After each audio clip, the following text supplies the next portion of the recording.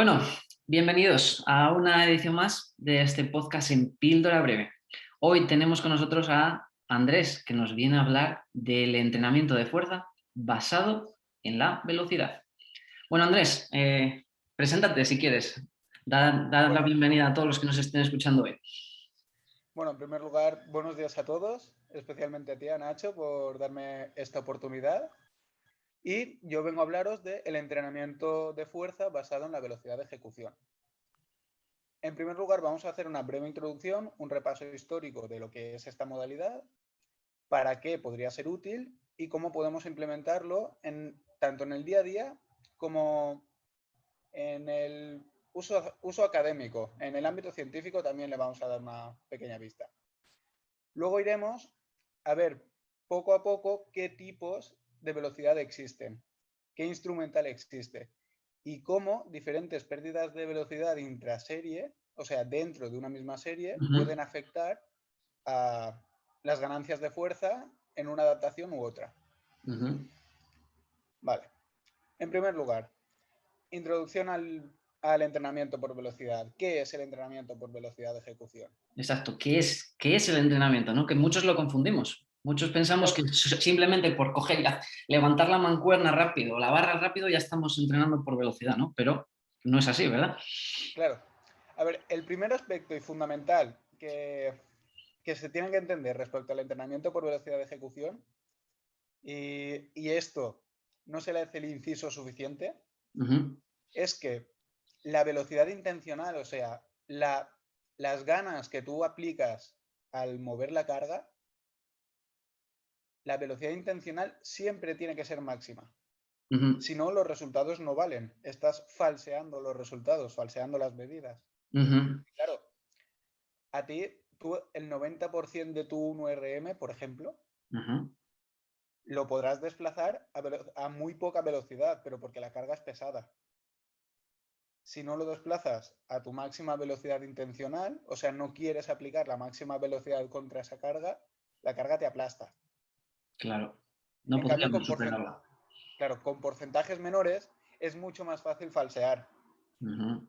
Tu 70% de tu 1RM puedes levantarlo lento intencionadamente. Entonces, este es el principal motivo por el que en novatos, en atletas novatos, si realizas un test para sacar la recta, o sea, la representación gráfica de tu 1RM, verás o test alterados o velocidades muy bajas con cargas bajas. En definitiva, no sería replicable, no lo podrías utilizar. También es verdad que sujetos novatos no pueden, por su falta de experiencia, no aplican toda la fuerza que pueden con todo el espectro de cargas. Ujú. Entonces yo lo dejaría más para intermedios ya avanzados. Ujú. Dicho esto, vamos a ver lo que es propiamente el entrenamiento por velocidad. Venga, El vamos. entrenamiento por velocidad simplemente es conocer la velocidad a la cual desplazamos una carga en concreto para conocer, primero, la carga estimada de ese día y segundo, la fatiga que generamos dentro de una serie. ¿Por qué? Ujú. Porque cada porcentaje de la RM se relaciona con una velocidad específica. Es decir, tu 70% de la RM lo desplazas a X metros segundo, tu 100% de la RM a X metros segundo y tu 40% a X metros segundo. Esto variaría dependiendo del ejercicio que midas y dependiendo del sujeto que midas. Porque aunque sí que es verdad que en los estudios al final tú ves medias, desviación típica de una muestra más o menos grande. Pero cada sujeto, en función de sus particulares características, tiene una velocidad particular. De hecho, sin ir más lejos, te voy a poner casos prácticos. Espera, Andrés, antes de que sigas, mueve un poco Dime, la pantalla para que te veamos. Ahí, así, ¿no? perfecto. Ahí, perfecto, sí. Vale, vale. Una vez dicho esto, te voy a poner casos prácticos. Ujú. Mi recta de RM, ¿vale? La recta es coger un espectro de cargas para poder medir dentro de esas cargas el porcentaje de RM que queramos. Es decir, tú coges una carga entre tu 40% y tu 100% de la RM. Todas las cargas que tires dentro de ese espectro, luego te estimarán la RM con precisión alta. ¿Vale? Entonces, mi caso en peso muerto es que tengo una velocidad bastante lenta en comparación a lo que establece la bibliografía. En peso muerto. Entonces, a mí me gusta más sacar rectas individuales porque así tú puedes individualizar al máximo el entrenamiento para el sujeto en particular. Porque si yo hubiera cogido la recta que establece la literatura, al ser porcentajes más rápidos, me hubiera sobreestimado el porcentaje del ERM con cargas medias de manera brutal. O sea, igual 30 a 40 kilos. Wow. Porque la diferencia es brutal. Claro. Normalmente, sí que es verdad que a medida que te vas acercando a la 1RM, la muestra se hace más homogénea, porque es la velocidad límite. Pero con cargas bajas es mucho más variable. Por eso hay que intentar coger el mayor espectro posible. Vale. Dicho esto, ¿de dónde surge el BBT? ¿Cómo surge y por qué? O sea, la historia, ¿no? Claro. Vale. El BBT surge principalmente del grupo español de González Vadillo. Hace ya bastantes años, en la época de los 90. De hecho, no sé si tú mismo habrás leído el libro de Halterofilia de González Vadillo. Lo empecé, pero... Pues ahí mismo ya proponen el uso del entrenamiento por velocidad de ejecución. ¿Por qué? Porque ellos vieron que el sacar la RM de manera convencional, o sea, un test de RM o un test de XRM, suponía diferentes problemas. Entre ellos, el riesgo de lesión por la alta carga empleada, el hacer las repeticiones al fallo, desgaste a nivel articular. Luego, otro de los problemas derivados de esto es que en sujetos novatos que no tienen consistencia técnica, no pueden sacar su 1RM real, sino que estarían falseando el test. Porque un sujeto novato, cuando tiene que luchar un poquito esa repetición, ya cae. O sea, no la puede llegar a terminar por dificultades técnicas y sobre todo porque está inhibido. No puede aplicar toda su fuerza. Claro. Luego tenemos que la mayoría de ejercicios en los que se mide el BBT, o sea, el entrenamiento por velocidad, por sus siglas en inglés, tienen que seguir una trayectoria lineal. Es decir, un peso muerto, un press de banca, tienen que seguir una trayectoria más o menos lineal como podría ser en una multipower. De hecho, para los estudios se utiliza multipower porque así los resultados se falsean menos, existe menos desviación. Aunque bueno, en ejercicios libres también funcionan de manera espectacular. E incluso ahora hay encoders muy buenos que incluso miden trayectorias ciertamente angulares, porque en un ejercicio, por ejemplo, en derivados de movimientos olímpicos, la trayectoria, a pesar de que tenga que ser lo más recta posible, sí que tiene mayor oscilación, por ejemplo, que en una sentadilla o en un peso muerto. Sin embargo, los encoders modernos sí que lo miden de manera bastante precisa y aceptan ese rango de desviación. Claro. Aunque bueno, por ejemplo, si fueras a medir un curl de bíceps, por ejemplo, que yo lo veo una tontería, ahí la trayectoria sí que es demasiado angular, entonces utilizaríamos otro instrumental de medida, que también los hay. Ya no, claro, un curl de bíceps es totalmente angular. Sí, sí. Vale. Bueno, primero surgió aquí en España, donde se empleaba sobre todo en halterofilia por el grupo de Vadillo, porque ellos estaban muy metidos en eso, y luego se extrapoló a lo que es deporte de alto rendimiento en general, deportes de equipo, deportes de lucha, sobre todo.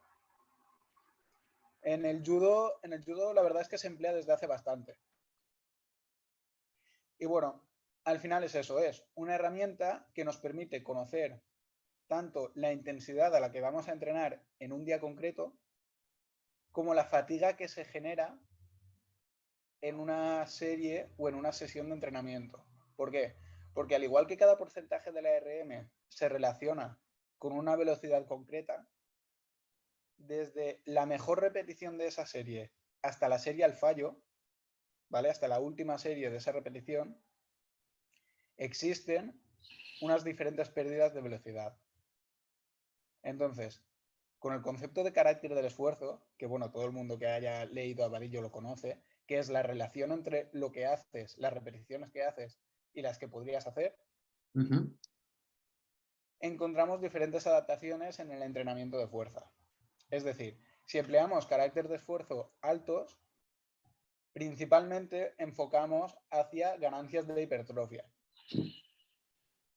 Si empleamos caracteres de esfuerzo más o menos medios o bajos, vamos más hacia lo que es fuerza máxima o fuerza explosiva, porque al final se ha visto que para mejora del rendimiento interesa más hacer repeticiones de calidad, o sea, que todas tengan una velocidad elevada, a que acumulemos cierta fatiga pasada un umbral concreto. Esto lo adelanto, luego lo veremos más en profundidad, pero es un porcentaje situado entre el 5% y el 20% de pérdida de velocidad intraserie para objetivos de mejora de fuerza máxima y explosiva, y superior al 25% hasta el 45% incluso en búsqueda de hipertrofia. ¿Vale? Luego aquí voy a hacer un pequeño inciso, o sea, un pequeño aparte más bien, que al igual que tenemos la corriente europea, existe la corriente americana del entrenamiento por velocidad de ejecución. O sea, la española, digamos que es el grupo de González Vadillo. Sí, la española es más bien tanto española como europea. Vale. Jonathan Wigley Ajá. y otros muchos autores que hablan de siguiendo la corriente española. ¿Vale? Pero en general sería la corriente europea. Vale, ¿y quiénes son todos los referentes en América? En América tenemos principalmente a William Fleming y a Brian Mann. No lo escuché de ellos nunca. Vale. Brian Mann en el mundo del fútbol está bastante metido. Bueno, en el soccer que llaman ellos. El soccer, sí. Y luego tenemos a Fleming, que está sobre todo en la halterofilia. Vale. Vale. Ellos, en América lo que se propone es, en lugar de individualizar las rectas según el ejercicio, es decir, por ejemplo, una sentadilla tiene la RM en torno a 30 metros segundo, a 0,3 metros segundo, ¿vale? Y el press de banca a 0,18. Ellos lo que hacen es, en lugar de individualizar respecto al ejercicio, cogen la curva fuerza-velocidad y la dividen en según zonas de velocidad. Es decir, cogen y todo lo que sea superior a 0,3 metros segundo es fuerza máxima. Pero da igual del ejercicio. Da igual el ejercicio. Da igual Ellos el lo que ejercicio. analizan la relación en base a la fuerza-velocidad. Anda. Entonces, luego establecen otra zona que es de 0,5 a 0,30 metros segundo, que ellos lo llaman fuerza-velocidad. Ejercicios que podríamos ver aquí, pues bueno, la sentadilla en la mayoría de sujetos. Podríamos ver un remo con barra, tumbado. Luego establecen otra zona, que es la zona media, la zona de producción de potencia, que establecen zonas del 0,7 hasta el 0,5 que habíamos dicho anteriormente. ¿Algún ejercicio que podamos ver aquí? Pues la mayoría. Aquí realmente no entrarían rectas de RM, porque hay muy pocos ejercicios que cumplan estos requisitos, porque o serán más rápidos o serán más lentos, pero entre 0,5 y 0,70 es muy difícil que encuentres. Entonces aquí van cargas medias altas de ejercicios normales, es decir, con sentadilla irían cargas medias, con remo irían cargas medias. O sea, hablaríamos del 70-80%, 60-80%. Y la velocidad sería entre 0,5 y 0,70. Valores altos de velocidad y valores relativamente altos de fuerza. Producción de la máxima potencia. Porque al final la potencia mecánica se produce por la fuerza aplicada a una determinada velocidad. Aquí convendría destacar el uso de resistencia variable, gomas y bandas elásticas. O sea, bandas elásticas y cadenas, disculpa. ¿Por qué? Porque estos implementos lo que permiten es, a lo largo de todo el recorrido, seguir aplicando fuerza sin decelerar. Porque el problema de emplear cargas medias es que pasas muchísimo tiempo, en lugar de acelerando la barra, frenando la barra, porque si no la debería soltar. Sí, hay un momento que se ayuda de la inercia, del impulso que ya le has dado, y la última parte del ejercicio sería como el frenado, ¿no? Tienes que ir reteniéndola porque si no produciríamos una lesión. O producirías una lesión o para que realmente aplicaras la máxima velocidad, deberías soltar la carga. Que claro. luego esto lo veremos en el tipo de velocidades que existen, en el tipo de variables que puede analizar un dispositivo que mida la velocidad de ejecución. Okay. Vale. Dicho esto, pasamos a la zona de velocidad-fuerza, que es todo lo que estaría a velocidades superiores de 0,7. Vale. Aquí tenemos ejercicios derivados de los olímpicos, tirones altos, cargadas, arrancadas, el jerk. Y, ojo, aquí es importante decir que son con cargas altas, es decir, superior desde el 90 hasta el 100% de la RM. Claro, estos ejercicios son ejercicios muy rápidos, donde aplicamos altos niveles de fuerza a velocidades muy elevadas. También es verdad que son más complejos técnicamente y algo que se ha visto es que cuanto más complejo sea un gesto, mayor velocidad debes aplicar para terminar su 1RM.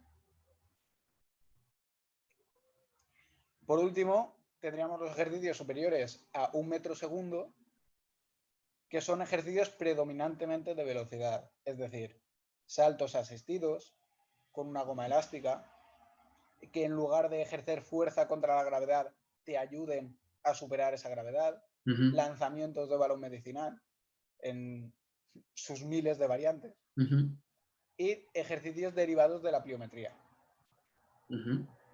¿Vale? La principal diferencia que tenemos desde la corriente europea con la corriente americana es el cómo se interpreta la curva fuerza-velocidad. Los americanos utilizan la curva fuerza-velocidad para dar una visión general de los ejercicios que podemos emplear en el entrenamiento por velocidad de ejecución y cómo interpretarlos. Y los europeos lo que hacen es, ya que existe la curva fuerza-velocidad, vamos a intentar individualizar en cada uno de los ejercicios. Porque al final sí que es verdad, y uno de los principales fallos que yo le veo a la metodología americana es que no será lo mismo entrenar a 0,50 en sentadilla que a 0,50 en peso muerto, a pesar de que te digan que la zona es de zona de fuerza máxima. Sin embargo, bueno, si tenéis alguna oportunidad de leer algún artículo de Brian Mann, en fútbol, por ejemplo, sí que es una metodología que sirve bastante, porque al final el entrenamiento en deportes de equipo sí que tienes que emplear un espectro muy, muy amplio y no hace falta ser tan exacto, sino no hace falta individualizar tanto, porque al final, a lo largo de toda la temporada, en base a las necesidades de tu atleta, tocarás todos los rangos que él necesite. Habrá algunos que no les hará ni falta. Por ejemplo, en un futbolista, una sentadilla bilateral al 90% de la RM, pues si no tiene un déficit muy alto, no lo emplearía nunca, no te haría falta. Vale. Una vez hemos introducido el entrenamiento por velocidad, hemos dado un breve repaso a la historia que hay. podemos pasar a lo que sería, si te apetece, el tipo de instrumental. ¿Vale? O sea, ¿con qué medimos, no? Podríamos resumirlo. Exacto. ¿Con qué medimos? Que tenemos Claro, varias propuestas. Tenemos desde los encoders, ¿no? Hasta otras exacto, propuestas a través de sensores o demás, ¿no? Me imagino. exacto. Y de hecho voy a dar, aparte de las bases técnicas y alguna bibliografía que exista, Ujú. voy a dar mi propia visión, porque yo he trabajado con tres medios bastante diferentes. Venga, ¿vale? O sea, lo vas a hacer práctico, basado también en Sí, la práctica. claro. Entonces, para medir la velocidad de ejecución, Ujú. necesitamos un instrumental que nos mida las variables que sean interesantes de analizar. Entonces, los principales, los más famosos, son los encoders lineales. Ujú. Que me dirás, vale, pues, ¿qué es un encoder?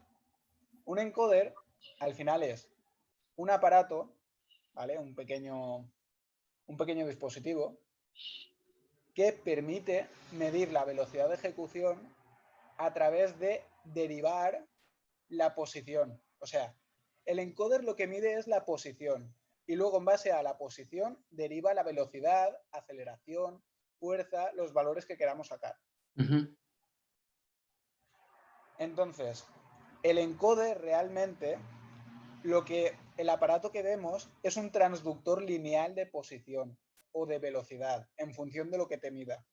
El encoder es un pequeño chip, un pequeño filamento que hay dentro que al causar roce es lo que te mide las variables, pero no es el aparato en sí. Ujú. O sea, es el Vale, sensor. Eso es. claro. Dicho esto, existen transductores lineales de posición, como ya he dicho, y transductores lineales de velocidad. Los más precisos, fiables y también los más caros, son los transductores lineales de velocidad. ¿Por qué? Porque esos directamente te sacan la velocidad, que es la variable que interesa medir. La miden directamente. Ujú. Un ejemplo podría ser el T-Force, Ujú. que es el gold estándar en investigación, o sea, es a partir del cual se validan el resto de instrumental. Ujú. Y, bueno, cabe mencionar que el T-Force estuvo validado con plataformas de fuerza de la NASA. O Anda. sea, si alguno no lo sabía, la prueba de que el T-Force es el gold estándar es esa. O sea, no hay instrumental más preciso. Ujú.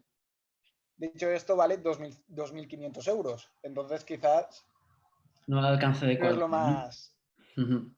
no es lo más práctico. Pero bueno, en cuanto a variables medidas, las mide todas las que existen, Ujú. que luego las veremos. Y sobre todo que nos da la velocidad instantáneamente. Claro, no es que la dé instantánea, sino que la calcula directamente, no la Ujú. deriva. Entonces el riesgo es menor. Ujú. Luego tenemos otros encoders más económicos, que son los transductores lineales de posición. Ujú.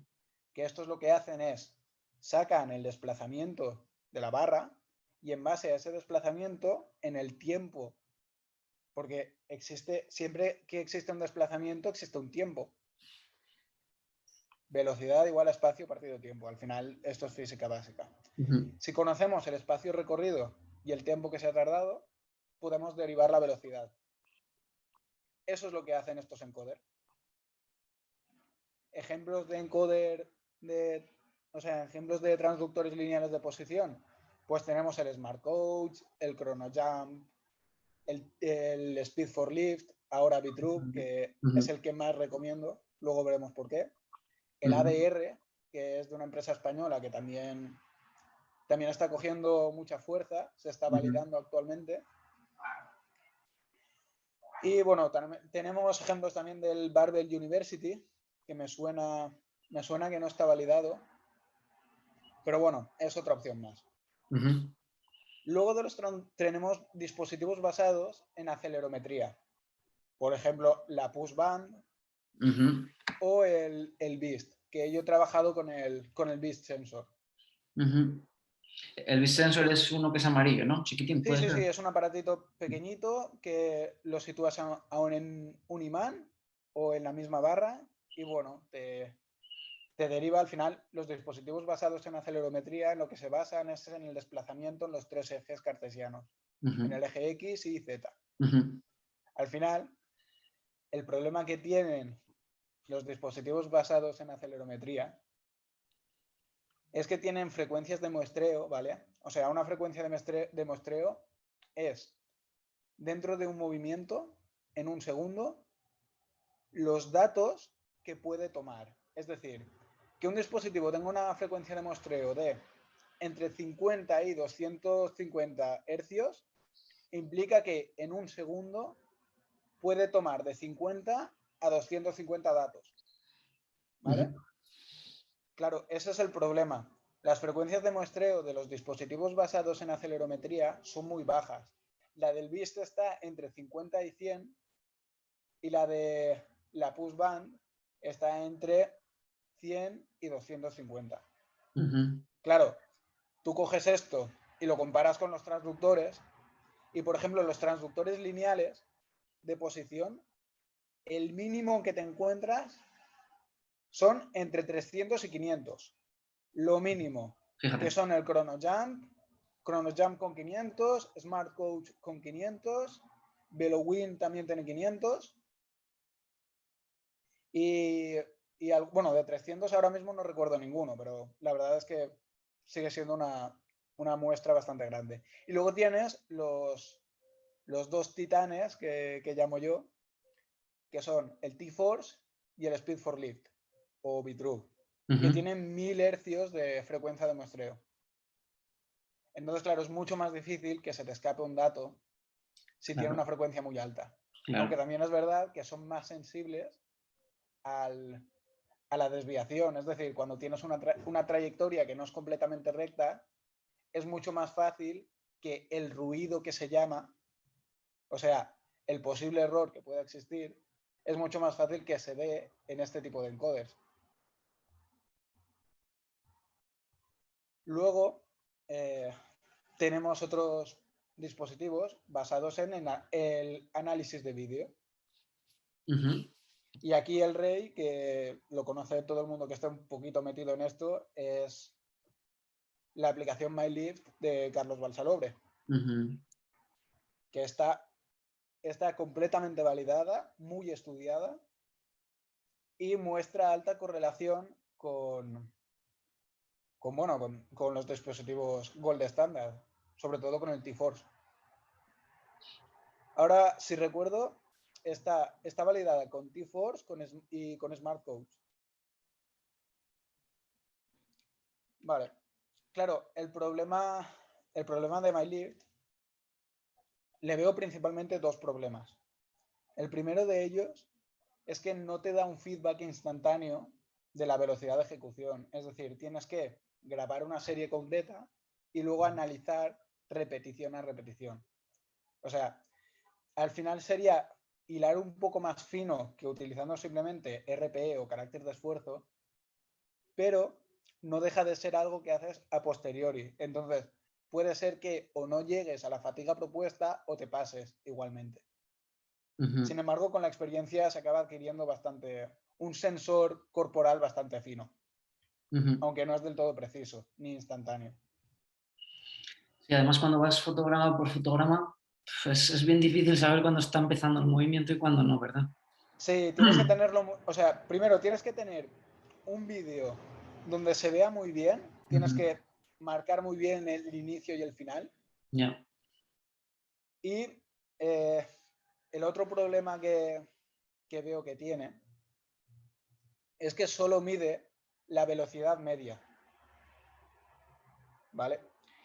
Y esto puede ser un problema porque lo explicaré más detalladamente luego, pero si tú mides la velocidad media, hay porcentajes de la RM, cartas, que te infraestimarán lo que es tu RM, porque hay una fase, que se llama fase de frenado, Ujú, que lo hemos visto antes, que solo se producía con cargas bajas. Es decir, pasas mucho tiempo, en lugar de aplicando fuerza, decelerando esa carga que desplazas. ujú. De aquí sale el concepto de velocidad media y luego velocidad media propulsiva. Que la velocidad media propulsiva es toda la fase concéntrica en la que estás aplicando velocidad, es decir, que la barra no frena. Que esta sí que es la variable que nos interesa medir. Claro. Luego, yo Dicho también... esto, Ah, perdón, dime. dime. Vale, dicho esto, es importante aclarar que a determinadas cargas, a partir de determinados porcentajes, la velocidad media propulsiva y la velocidad media se igualan. ¿Por Ujú, qué? Porque estás acelerando todo el rato. ujú, En press de banca el porcentaje aproximado es del 76%. Si os interesa alguno, un estudio de Luis Sánchez Medina ujú. en 2010 lo explica bastante claro. Muy guapo, sí. Lo tenemos en el blog, creo, además, si no Sí, recuerdo mal. creo que lo puse. Creo que tenemos un blog hablando de ese estudio. Ujú. Perfecto. Te iba a decir, además, hay un problema que veo con la aplicación esta de Carlos Balsalobre, que es que la ROM siempre es la misma, está preestablecida desde el principio. Claro, De que tú forma tienes que que, medirte. claro, sobre todo en Ahí el gente problema. inexperta, que igual el rango de movimiento no es el mismo siempre porque fallan en la ejecución técnica, es también otro problema añadido, ¿no? No, y no solo eso. Con, con cargas más bajas, el ROM suele ser mayor, aunque el sujeto sea avanzado. O Ujú, sea, por ejemplo, yo mismo, pasando de cargas bajas a cargas altas, y yo soy un sujeto intermedio, ujú. tengo una desviación típica de entre 3 y 4 centímetros. Joder, Claro, claro, eso con el encoder no te pasa, pero claro. utilizando alguna aplicación donde tengas que medir, Ujú, porque tú al final no puedes cambiar el ROM repetición a repetición. claro, Porque exacto. tú el ROM que tienes es el establecido para una serie en concreto. Lo puedes cambiar de serie a serie, pero de serie a serie ya no te sirve. Ujú, Siempre, a ver, a efectos prácticos sí, claro. O sea, MyLift es un avance espectacular. Pero, pero a efectos, por ejemplo, a nivel de investigación, esto hay que tenerlo muy en cuenta. ujú. Claro. Vale. Una vez hemos repasado todo lo que sería el instrumental de medida, eh, voy a lanzaros alguna recomendación particular de cara a si quisierais adquirir uno o si preguntarais cuál es el más fiable, el más preciso, Ujú. o en definitiva, cuáles recomiendo yo utilizar. Que de esto también hablas en el blog, ¿no? Escribiste un blog muy Sí, interesante exacto, sí. y también das Había alguna una parte de pieza. instrumental de medida. Correcto. Bueno, a ver, yo realmente, a efectos prácticos, recomiendo y recomendaré siempre el Bitrug o antes Speed for Lift en función de cómo lo conocierais. ¿Por qué? Primero, relación calidad-precio. O sea, el Bitrug vale menos de 400 euros, Ujú, mide las variables más interesantes a la hora de analizar el entrenamiento y el rendimiento, como ujú, son la velocidad media propulsiva, la potencia y, y el rango de movimiento, y permite individualizar en cada ejercicio la carga, el perfil carga-velocidad. Es decir, cada ejercicio tendrá su propia recta. Aparte de que ha mostrado alta precisión y correlación con el T-Force, que es el ujú, estándar. ujú. Y sobre todo la ventaja más importante que tiene es que simplemente necesitas el encoder y tu móvil o una tablet. Correcto. Se conecta por Bluetooth, ¿no? Sí, vía Bluetooth y ahora, bueno, vía el Speed for Lift, vía Wi-Fi. Ujú, ok. Pero a partir de la versión 3.0, que es el Bitrue, Ajá, ya pusieron la opción de que se pudiera conectar vía Bluetooth. Porque sí que es verdad que da algún problema menos. ajá. Vale, Aunque entonces, sin embargo, el único problema que te puede dar es que tengas que salirte de la conexión y volverte a conectar. Ya está. No te va a dar ningún problema más. Otra cosa que hay que tener en cuenta es que a la hora de colocarlo, la cuerda tiene que estar o sea, el hilo tiene que estar en diagonal, porque si no, no rozará en el encoder. O sea, aunque sea un transductor lineal, tiene que estar en cierta diagonal. Ándala, mal, eso no lo sabía. Te lo digo porque a mí al principio me pasó en alguna repetición que digo, hostia, no me lo saca. Ostras, o sea, Y era que no no lo tiene que había estar, colocado no, bien. no tiene que estar, o sea, Claro, lo tienes que debería poner un estar poco. ligeramente inclinado. Ostras, qué curioso, no lo sabía, fíjate. Claro, porque por ejemplo el T-Force, que es el que se utiliza en las Claro. universidades, en investigación y Ajá. tal, el T-Force sí que es completamente lineal. De hecho, el T-Force cuando lo calcula mal es cuando lo pones en diagonal. Ostras, qué bueno. Pero bueno, eso Venga. ya también depende del fabricante. El ADR, el encoder ADR, Ujú, también es como el Speed for Lift. ujú. Tienes que colocarlo inclinado ligeramente. Anda. Vale. Es Dicho algo muy esto, interesante a tener en cuenta. luego del Speed for Lift, recomendaría el VeloWin, Ajá. que es un encoder, aparte de lineal, también es un encoder rotatorio, por lo que para trayectorias angulares, que habíamos comentado antes, podría ser interesante. Ujú. Balanceos con kettlebell serían movimientos que sería interesante medir aquí. Sin embargo, tú al Speed for Lift también lo puedes engañar de alguna manera para que él se crea que una trayectoria angular es una trayectoria recta. Simplemente colocas el cable aún más inclinado y ya está. Porque de hecho yo mismo lo he Claro, probado. claro, es verdad. Ya, ya, ya. Bueno, opciones top. O sea, el Smart Coach no. El VeloWin como segunda opción. Ajá. El Bitrub como primera. Y luego, si tuvierais la pasta y las ganas, pues sí, compraros el T-Force. Pero Sí, el T-Force tiene el problema de que tienes que conectarlo al ordenador. claro. Y tienes que ir con que además el T-Force es un cacharro interesante. O sea, el Bitrub te cabe en la mano. Ya, Es que te lo puedes llevar a entrenar hasta en el bolsillo. claro, Pero el T-Force es algo más grande. claro. Se empieza a escuchar que en el grupo de investigación de Vadillo ya están trabajando en el nuevo, que va a ser vía Bluetooth y sin tener que conectarlo al ordenador, que lo vas a poder Claro, conectar por Bluetooth a móvil o tablet. Esto, claro. y el Es que al precio va a ser final, mucho más reducido. Están mirando claro, la posibilidad de reducir algunas partes del encoder para poder reducir un poco el precio y que sea más accesible, porque a día de hoy sigue claro. siendo un Es que hándicap, al ¿no? final es lo que comentábamos. 2.500 euros Ya, se lo puede permitir el laboratorio de una universidad, pero a nivel claro, usuario, claro, sí. Ni siquiera gimnasios yo creo que se quieren gastar ese dinero en un no. aparato así, ¿no?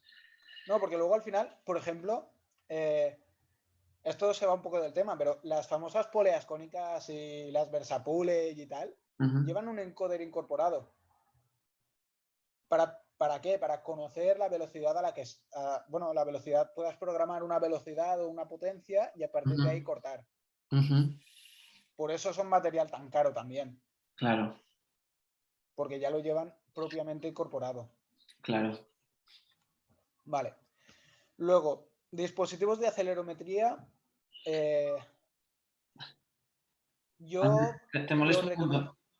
¿Puedes volver a mover un poco la Sí, cámara? Que te perdemos. Gracias. sí. Los dispositivos de acelerometría yo los recomendaría solamente en el caso de que no tuviéramos recursos económicos para adquirir un encoder, aunque el Ajá, precio, o sea, por ejemplo, el Beast te vale 200 euros, ujú, que es la mitad de lo que te podría valer o sea, o el ADR o el todo, propio Bitrue. ya. Estos dispositivos, como habíamos dicho, tenían una frecuencia de muestreo mucho más baja, o sea, daban menos datos y fallaban más. Ujú. Uno de los problemas que tienen es que hay muchas repeticiones que no pueden medirte. La repetición completa. Claro, hay repeticiones que fallan, o puede ser porque o te hayas movido ligeramente respecto a la trayectoria de antes, Ajá, ¿qué puede pasar? ajá. O porque la velocidad sea muy diferente entre una Ah, repetición y otra. ajá, Entonces, claro, hay repeticiones que no asumen. claro. Luego, no distinguen entre fase de frenado y fase de propulsión. que esas otras solo te dan la velocidad media y la velocidad pico.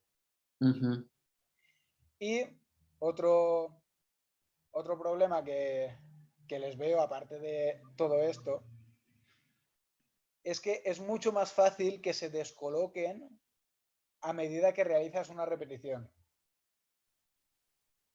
Porque la tira de velcro se puede, o sea, puede moverse, o si lo colocas en la misma barra puede girar a pesar de que tenga imán. ¿Dónde sí que tendrían uso? En movimientos muy rápidos, ¿vale? O sea, en velocidades muy altas.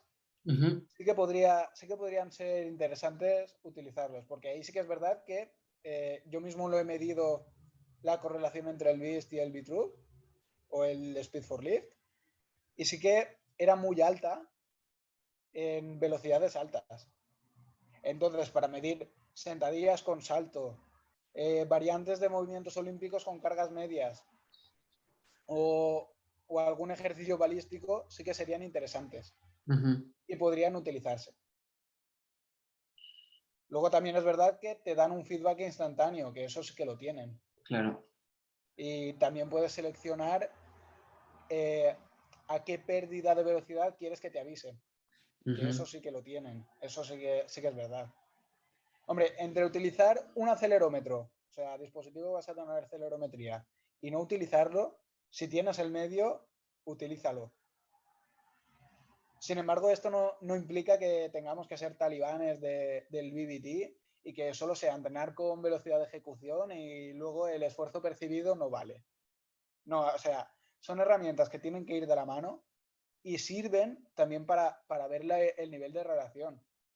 Porque en mucha gente que dice que es un carácter de esfuerzo alto, un RP de 10, luego le sacas la velocidad de ejecución y a pesar de que la velocidad de ejecución sea individual, sí que es verdad que hay ciertos rangos que son inadmisibles. O sea, si un tío te dice que saca su 1RM en sentadilla a 0,40, no. Es que te digo yo que no, que puedo lucharla más y ya está. O sea, es que es así. Luego, el MyLift, la ventaja que tiene es que es el más barato de todos. Está validado científicamente y bueno, al final es enseñarte a utilizarlo un poquito. ¿Cuáles son los usos que le daría yo? Principalmente el uso que le daría sería para estimar la RM. Porque sí que es verdad que te saca tu perfil carga velocidad y en base a eso puedes estimar la 1RM bastante preciso. Además, la propia aplicación, porque uno de los problemas que tienen los encoder es que la recta que te sacan es tu recta real, o sea, tienes que medir todas las cargas, no te la estiman. En cambio, el MyLift sí que cogiendo un rango de entre el 40 y el 90%, luego te estima tu 1RM, entonces no fatiga tanto, no tiene tanto riesgo de lesión y en definitiva es la mayor ventaja que puede tener junto al precio. ¿En cuánto está? Habíamos dicho que los acelerómetros estaban sobre 200, ¿verdad? 200, 150 si los encuentras de oferta. ¿Y esta aplicación? ¿Te acuerdas por cuánto? 9,99. 9,99. Quiero recordar, sí, o sea, Sí. cuando la adquirí yo era así. Sí, yo creo que la cogí hace un mes y pico y también 9,99 si no recuerdo mal. Sí. Sí, o sea que... Muy económica, muy accesible a todos, ¿no? Sí, o sea, y al final solo necesitas tu móvil. O sea, un móvil, eso sí que pueda medir 60 fotogramas por segundo como mínimo. Eso sí que es... Lo ideal sería utilizar 120, que la mayoría de iPhones lo tienen. Y bueno, y ahora la verdad es que la mayoría de móviles que sacan pues tienen esa opción. Pero sí que es verdad que al final lo único que te cambiará es el número de fotogramas que puedas ver y que tengas que analizar para luego meterlo en la cámara. No te cambiará en exceso de utilizar 60 a utilizar 120. Simplemente te facilita el proceso. Vale.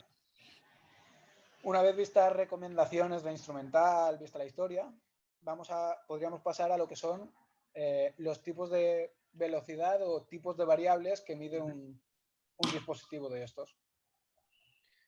O sea, porque entonces ya partimos del hecho de que no solo mide velocidad, ¿no? Como alguno podrá estar pensando.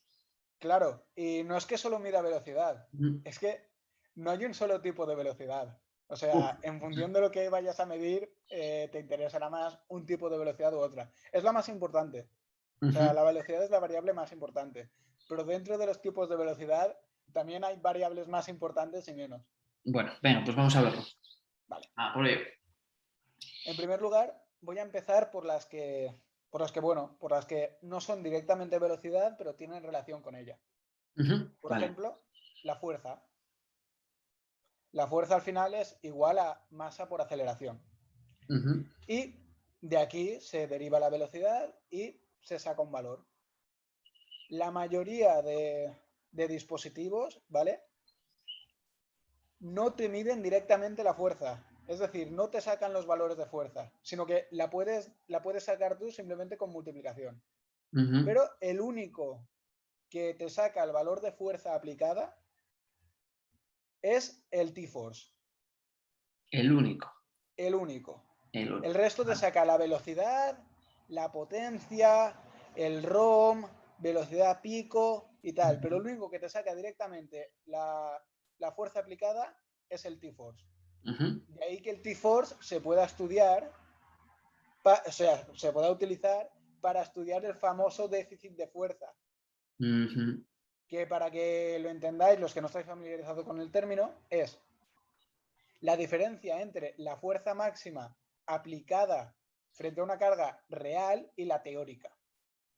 Es decir, tú con tu 1RM vamos a decir que aplicas 1000 newtons, ¿vale? En el ejercicio que sea. Pues Ujú. con tu 90RM, en teoría deberías aplicar 900 newtons. Ujú. Claro, pero luego mides y con el 90% de la RM aplicas 827, por ejemplo. Pues existe un porcentaje de déficit de fuerza entre tu fuerza teórica y tu fuerza real. Eso el T-Force te lo saca. Anda. Entonces, el rendimiento deportivo pues puede ser bastante interesante. Ujú. Otra cosa es que tú mismo lo puedas hacer con cualquier otro dispositivo, pues simplemente sacando la velocidad de la velocidad y la potencia, ya puedes derivar la fuerza, ya puedes sacar la fuerza. Claro. Y eso la mayoría de dispositivos sí que te lo dan. Porque al final, en rendimiento deportivo, la variable determinante es la potencia aplicada. Ujú. Porque tú tienes un tiempo X en el que tienes que aplicar X fuerza. Y el tiempo siempre vas a tener o el mismo tiempo o incluso menos porque habrá uno que sea más rápido que tú. Ujú. O que pueda aplicar más fuerza en el mismo tiempo. O sea, será más potente. Ujú. Vale. Claro. Dicho esto, tenemos la fuerza. Luego, tenemos la potencia, que es el resultado de la fuerza por la velocidad. Que esta sí que es verdad que te lo sacan la gran mayoría de dispositivos. O sea, el Speed for Lift te lo saca, el ADR te lo saca. El Speed for Lift además te saca la potencia media y la potencia pico. Potencia media y potencia pico. Ujú. También los dispositivos basados en la acelerometría te sacan la potencia. Ujú. Y ahí sí que es verdad que te sacan la potencia media, la potencia pico, la velocidad media y la velocidad pico. Que bueno, vamos a definir un poco estos términos, ¿vale? Venga, La adelante. velocidad media es durante toda la trayectoria del ejercicio, o Ujú. sea, la trayectoria concéntrica, la velocidad media que hay desde el inicio de la ejecución hasta el final. La velocidad pico es el punto más alto de velocidad que se produce durante esa trayectoria. Y pasa lo mismo con la potencia. La potencia al final es el resultado de la fuerza por la velocidad. Y si sacamos la media de toda la trayectoria es la potencia media. Si sacamos Ujú. la más alta durante toda la trayectoria es la pico o Ujú. máximo. Ujú. O sea, se llaman de las dos formas, potencia pico o potencia máxima.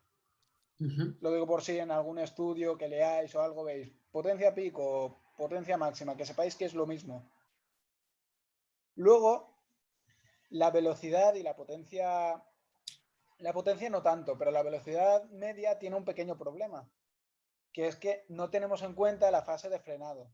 Es decir, el momento en el que dejas de aplicar fuerza y te centras más en frenar la barra para que no te lesiones o simplemente para que no se te escape la carga de las manos.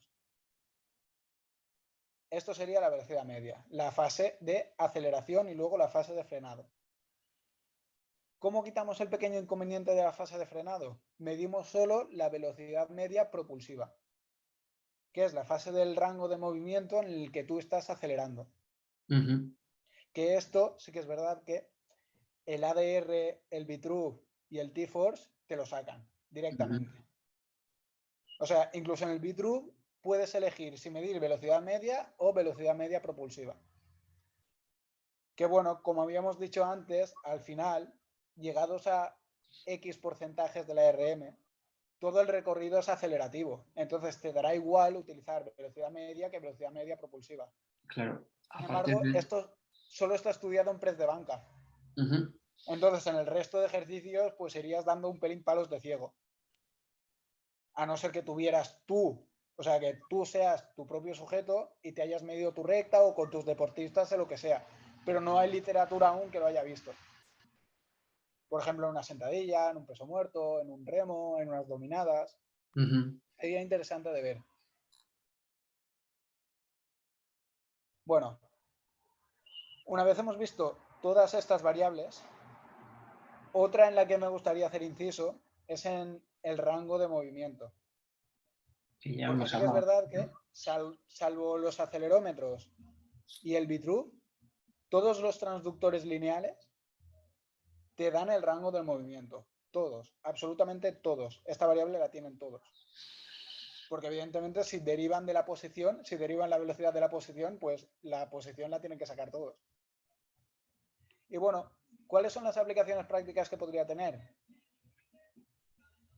Tienes un sujeto lesionado que no puede pasar de X, o sea, o no es recomendable que pase X posición. Pues como tienes el filtro del rango de movimiento, le dices, vale, de aquí no hace falta que bajes. O incluso para saber si todas las repeticiones son consistentes a lo largo de la serie. Porque tú a lo mejor en sentadilla pasa muchísimo. En sentadilla hay algunos que empiezan con un rango de movimiento de 60 centímetros y terminan con 35. O sea, que... yo el primero. Cuando te vas cansando, reduces. Claro, pero bueno, al final el tenerla... Porque lo mejor por ejemplo, utilizar móviles, ordenadores, tablets, es que tú te puedes poner la pantalla delante y ves todas las variables al tiempo que entrenas. Claro. Y si te quieres fijar en alguna, por ejemplo, voy a ver cómo evoluciona durante una serie el rango de movimiento. Pues dices, hostia, aquí he bajado un poquito menos. Ya eres consciente de hasta dónde tienes que llegar. Y bueno, las variables al final son estas las que hay. Las 4 principales son la velocidad media propulsiva, la velocidad pico y la potencia. Y la potencia. Esas son las 4 que más se estudian. Luego también está el concepto de la velocidad umbral, que la velocidad umbral es la velocidad a la cual desplazamos la 1RM. Y cada ejercicio, como habíamos visto antes, al igual que tiene sus porcentajes propios, tiene su velocidad umbral propia. Realmente la velocidad umbral, a no ser que seas powerlifter o halterófilo, no tendría tanto valor el sacarlo. Lo que sí que es verdad que yo recomiendo sacarlo para que tu recta sea lo más precisa posible. Y al final ten en cuenta que un test de estos, o sea, el perfil carga-velocidad, sí que es verdad, y hay algún estudio de Balsalobre que lo corrobora, que el perfil carga-velocidad cambia en función del entrenamiento. Cambia muy poco, pero cambia. Es decir, tú coges a un sujeto y le sacas el 1 de septiembre su perfil carga-velocidad, su recta, y hace un ciclo de entrenamiento.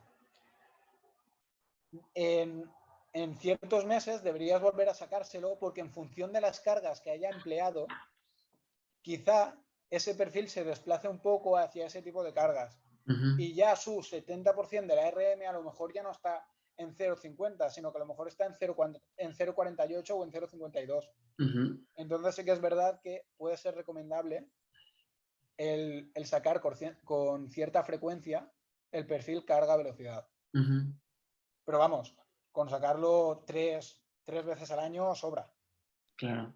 Porque sobre todo en deportistas que compiten, habitualmente no nos podemos permitir el lujo de sacarles un perfil de esto cada X tiempo.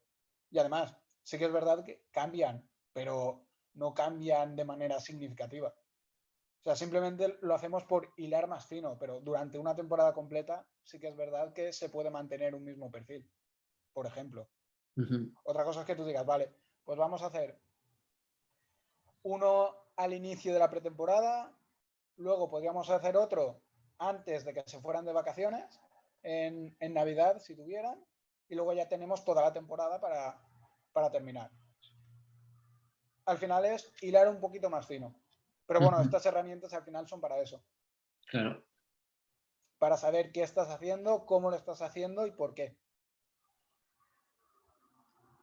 Vale, una vez, una vez hemos visto esto, ya nos vamos a meter en las diferentes pérdidas de velocidad que se pueden dar en una serie.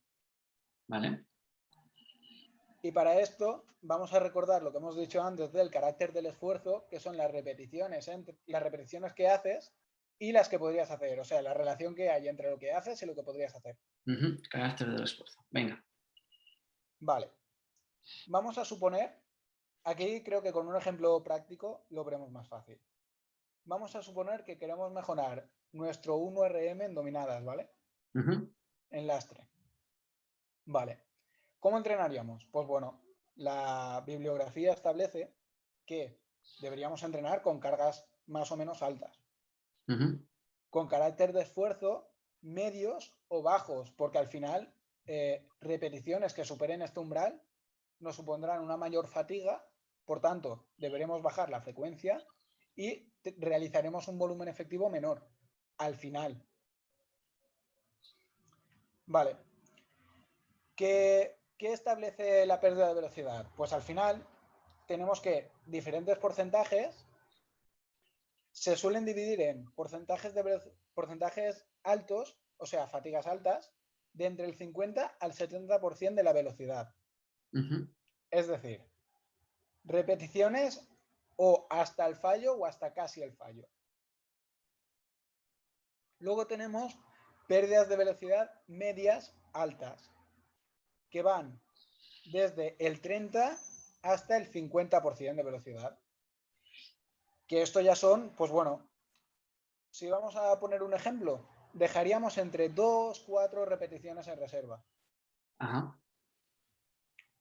Sería, por ejemplo, un entrenamiento enfocado a hipertrofia, más o menos, ujú, porque dejamos el RIR necesario para que se produzca la hipertrofia.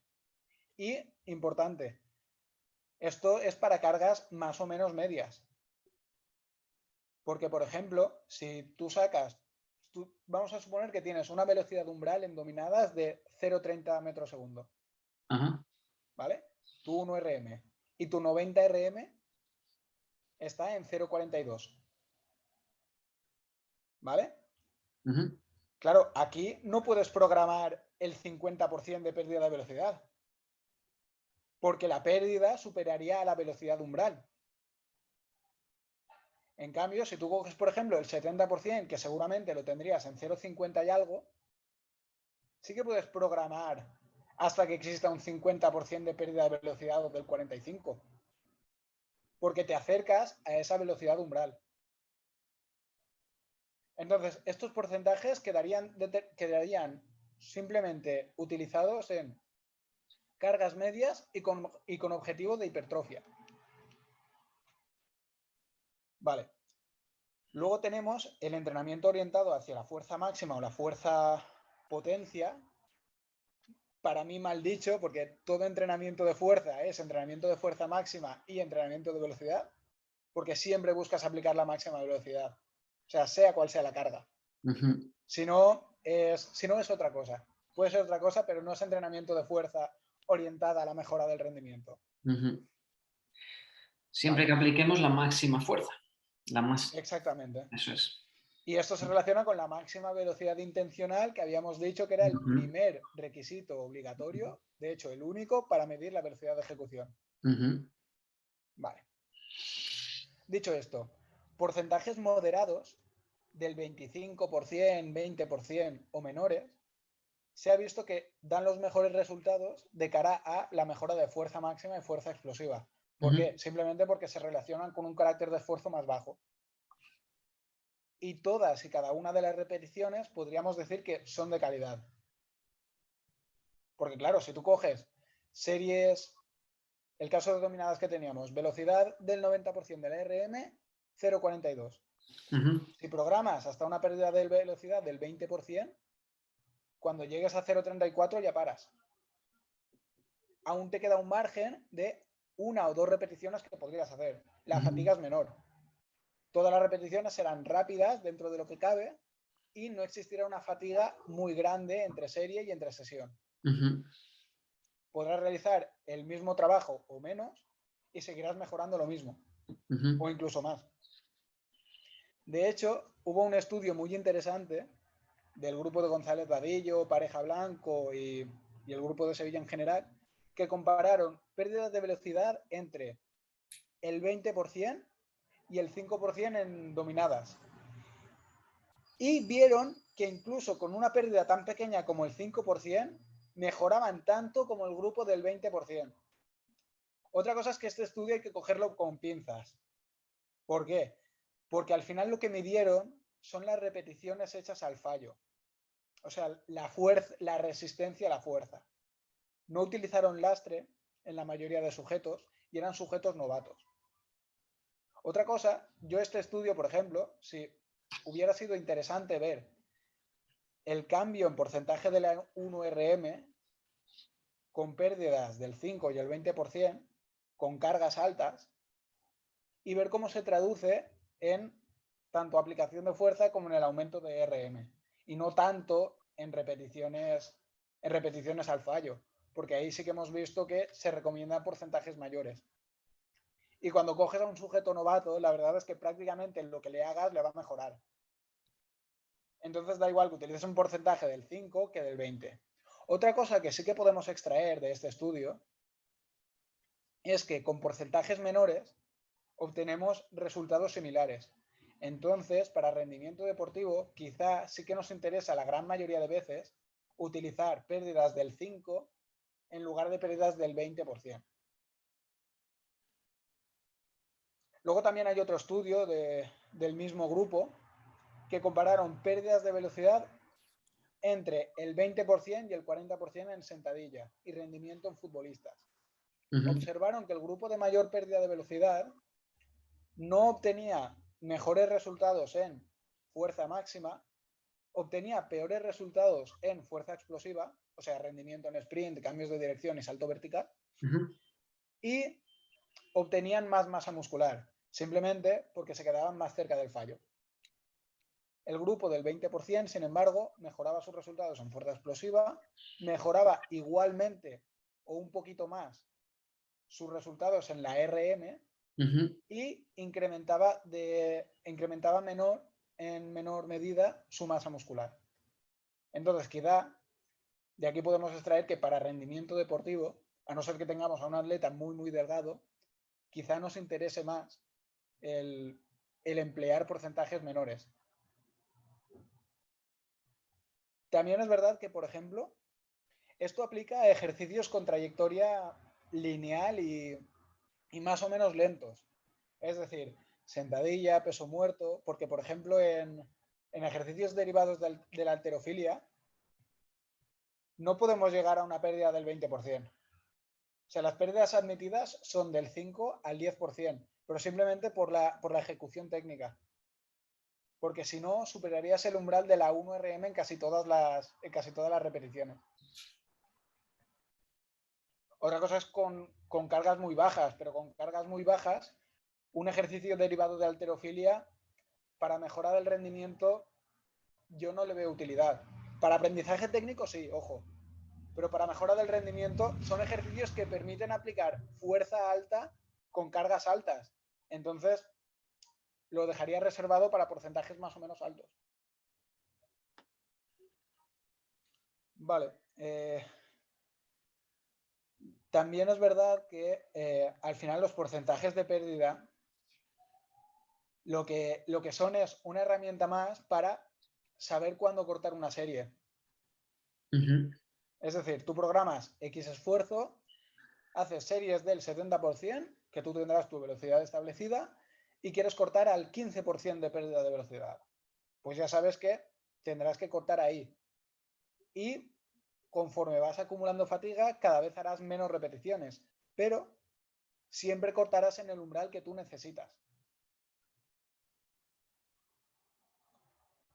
Como idea general y resumen, que quiero que os quedéis todos con esto, es: si buscáis entrenar para mejora del rendimiento deportivo, necesitamos realizar todas las repeticiones a la máxima velocidad intencional y sin cierta fatiga acumulada. Porcentajes de pérdida del 5 al 20-25%. Como muchísimo, ya que el 25% es lo que implica quedarnos en la mitad de repeticiones realizables. Con todos los porcentajes, esto sí que es verdad. O sea, si tú con tu 60% de la RM realizas 16 repeticiones, si programas al 20-25, siempre te quedarás en la mitad, más o menos. Eso sí, también es verdad que, por ejemplo, no fatiga lo mismo realizar pérdida de velocidad del 15 al 70% que pérdida de velocidad al 90%. No fatiga lo mismo. Sí que es verdad que en porcentajes altos, como estás más cerca del fallo, fatiga más, pero en cargas medias fatiga menos que en cargas ligeras. Porque tú con cargas ligeras, sí que es verdad que para un mismo porcentaje de pérdida tienes que hacer muchas repeticiones antes y ya acumulan cierta fatiga. En cambio, en repeticiones medias esto no pasa. Claro. Pero bueno, si queréis quedaros con esto es pérdidas menores al 25%, fuerza máxima, fuerza explosiva. Pérdidas superiores al 30-35%, entrenamiento orientado a la hipertrofia. Y sí que lo último, y ya termino con esto, Último de todo. es que en ejercicios de tren inferior, el porcentaje los porcentajes de pérdida tienen que ser un poquito más bajos que en ejercicios de tren superior. Mayormente porque en ejercicios de tren inferior, salvo en peso muerto, la velocidad umbral es más alta. Entonces, cada repetición acumula un poquito más de fatiga. Claro. Aunque bueno, esto es, o sea, simplemente es teórico, no está estudiado aún, y de hecho, en el grupo de González Vadillo, que lo afirman en el libro de 2017, lo dejan como un supuesto teórico, no lo muestran con datos. Pero sí que es verdad que al final, si tienes un poquito de experiencia con esto y tal, sí que ves que es verdad, que los ejercicios de tren superior permiten un porcentaje algo más alto. Simplemente porque la velocidad umbral es menor, ya está. Claro. Y bueno, creo que ya estaría el podcast de BBT. Si te ha salido alguna duda, ¿qué quieres que veamos? No, solo decirle a la gente que nos esté escuchando o que nos vaya a escuchar en el futuro que siempre pueden comentar en los comentarios o escribirnos a través de las redes sociales, que estaremos encantados de contestar cualquier duda. Andrés, recuérdales tu Twitter o tu Instagram si te apetece, para que te sigan también. Bueno, pues mi Twitter es @galianaandrés y el Instagram andresplanas_sc. Por Eso si queréis saber, o sea, publico bastantes cosas de este tipo también. Entrenamiento orientado a rendimiento, readaptación, la variabilidad de frecuencia cardíaca también la trato bastante, que es una herramienta también la veo muy útil, sobre todo en entrenamiento de fuerza se está empezando a estudiar y apunta cosas interesantes. Y bueno, en mi perfil público sobre todo eso, cosas enfocadas a rendimiento, adaptación, y si os interesa os podéis pasar por ahí. Claro, echaros un vistazo por las redes personales de Andrés y recordar que también Andrés publica en nuestro blog, en el blog de Píldora Breve, de Nachos con Fitness, en el cual ya tiene, si no recuerdo mal, una de la variabilidad, ¿verdad? Y otra Eso de es, dos entrenamiento artículos. de fuerza basado en la velocidad. Y ahora ya meteremos el enlace también para este podcast, para que podáis verlo desde todos los sitios. Que de hecho uno de los próximos artículos que tengo en mente es dedicado única y exclusivamente al análisis de pérdida de velocidad en diferentes objetivos y diferentes ejercicios. Ok, estupendo. Ya tenemos un avance de lo próximo que vamos a tratar. Bueno, pues nada, chicos, lo de siempre. Ha sido un placer. Encantado, Andrés. Gracias por este momento que hemos pasado. Igualmente, Muchas gracias por yo pasarte. encantado. Y nada, cualquier duda, recordad, eso es, seguirnos en las redes sociales. La de Nachos con Fitness es bien fácil, nachosconfitness.com la web. Las redes sociales lo mismo, solo con la arroba al principio. Y esto ha sido todo. Así que muchas gracias y nos vemos en los próximos capítulos. Chao, chao. Un saludo. Hasta luego.